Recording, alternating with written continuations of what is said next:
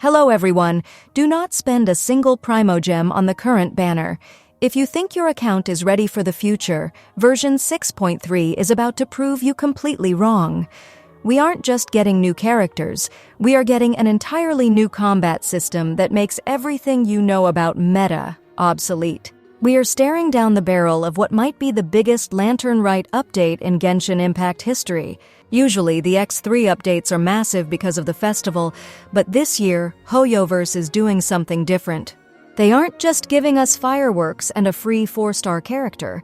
They are fundamentally changing how combat works with something called Lunar Reactions. We have the Third Harbinger, Columbina, finally becoming playable. We have a new Geo powerhouse named Zibai, who brings the White Horse Adeptus lore to life. We have a massive map expansion to the north of Nod Krai, and a Primogem count that honestly looks too good to be true. I have the leak sheets, the kit breakdowns, the possible banner phases, and the math for every single wish you can get.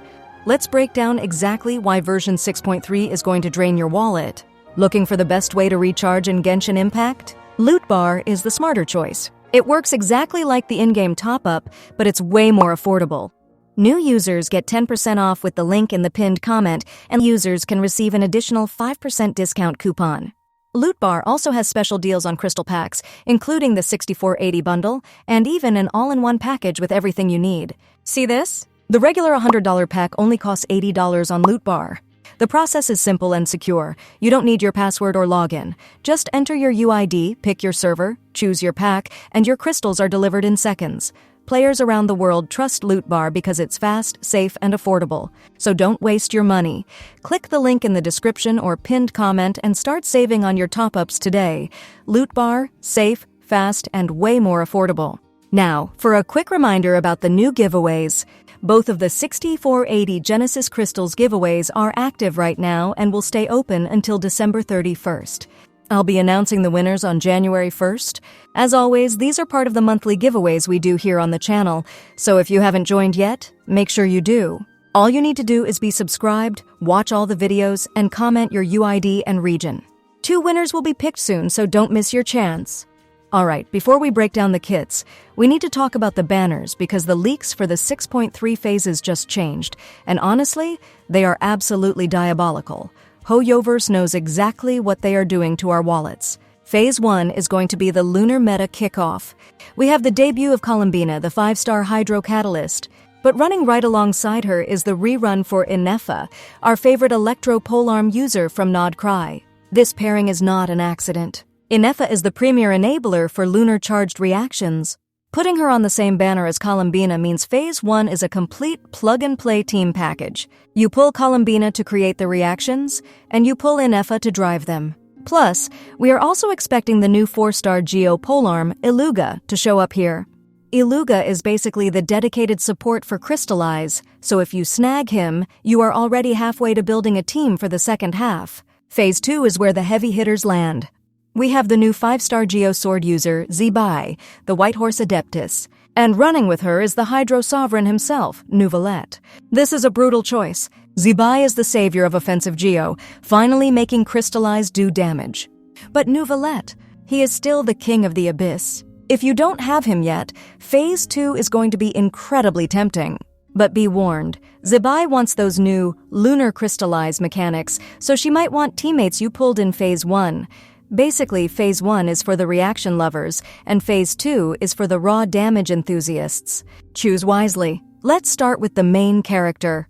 For years, players have been terrified of Columbina. She's the damselette. She's the one even Child Tartaglia warned us about. And now, we have her full kit breakdown, and it is weird in the best possible way. Looking at her character card, she is a Hydro unit, but she isn't your standard splash water on enemy type of character. Her kit introduces a mechanic that seems to blur the lines between elements. Her normal attack is called Moondew Cascade. It summons something called Moonlit Tides and deals hydro damage. That sounds standard, but the charged attack is where things get complicated. The text says if you have at least one Verdant Dew, her charged attack gets replaced by a special move called Moondew Cleanse. Here is the crazy part. This special attack does not consume stamina, and it deals dendro damage. You heard me right. A Hydro character dealing Dendro damage instances to opponents in front of her. The leaks call this Lunar Bloom damage. This changes everything. We have seen dual element mechanics before with Arlecchino or certain infusions, but a character that self-reacts?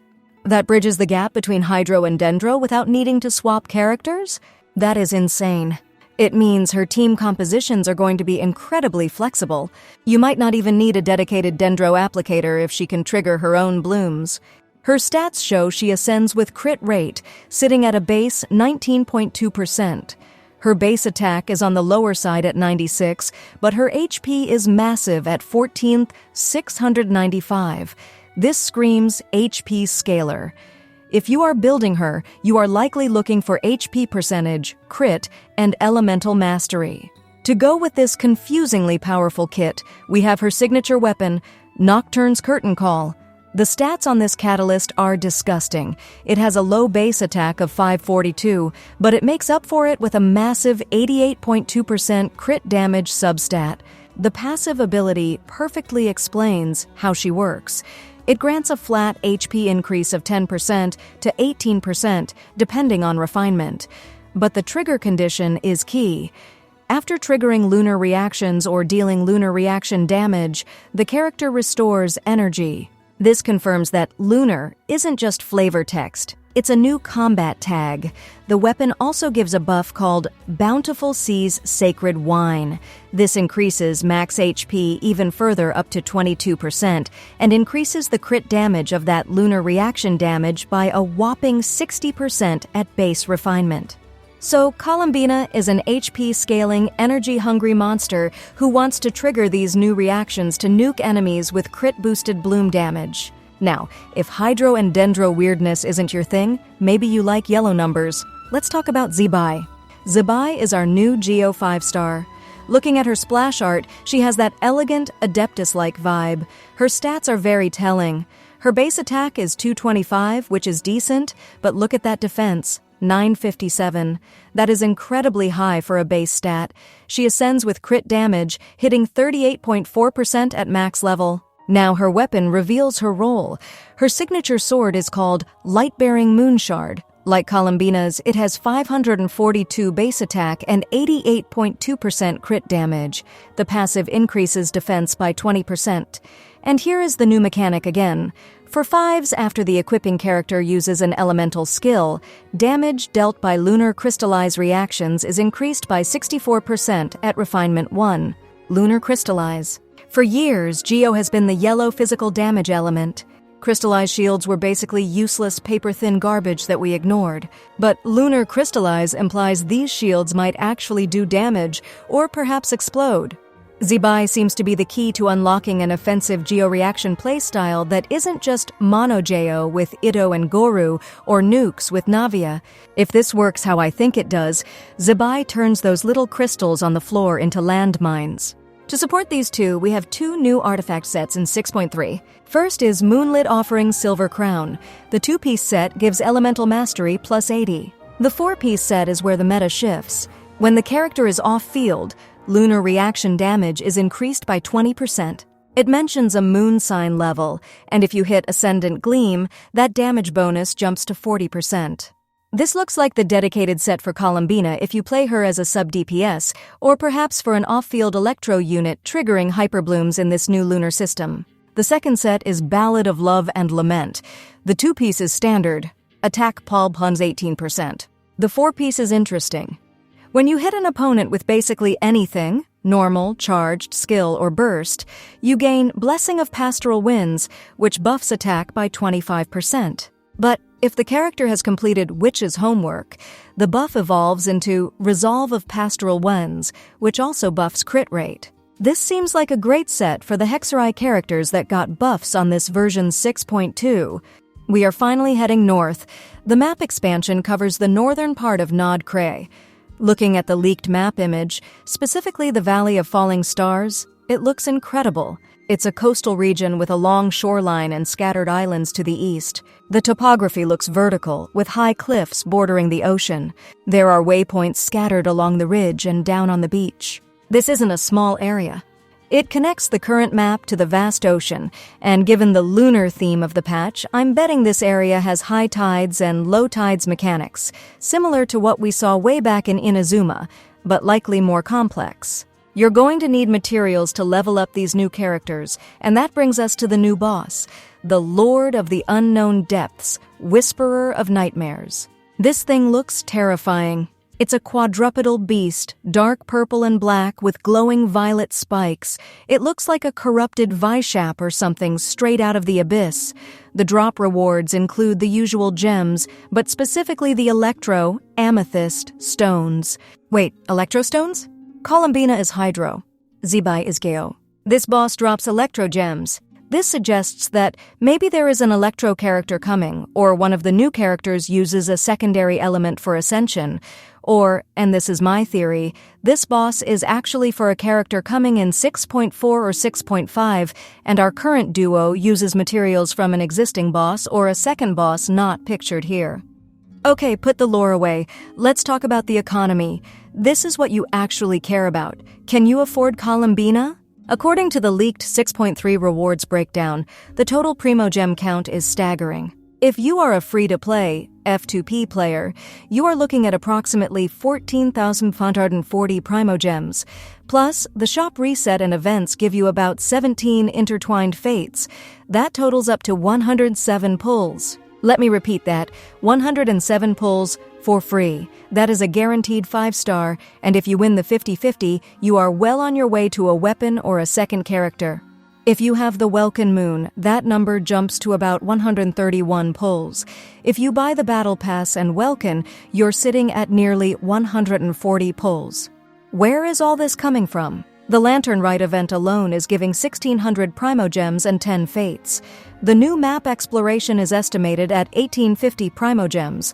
The main story quest gives almost 600, and the offering system is giving another 950 Primos and 7 fates. This is the rich patch. If you have been starving for pulls in 6.1 and 6.2, 6.3 is the feast. But here is the trap. It's always the trap. 107 pulls sounds like a lot.